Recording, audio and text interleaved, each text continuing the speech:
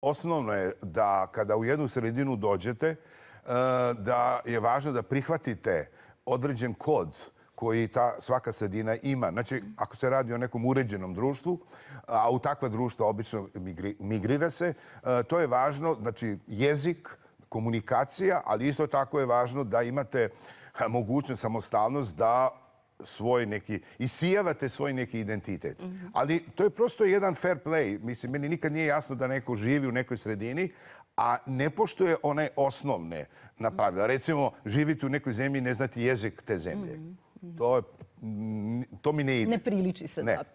Mnogi od onih koji su otišli iz svojih zemalja, kada se vraćaju u svoje gradove, nekako su razočarani, nikome ne nedostaju, život teče dalje, uobičajenim tokom i bez njih. Pa problem je sa povratnicima što je povratak nemoguć.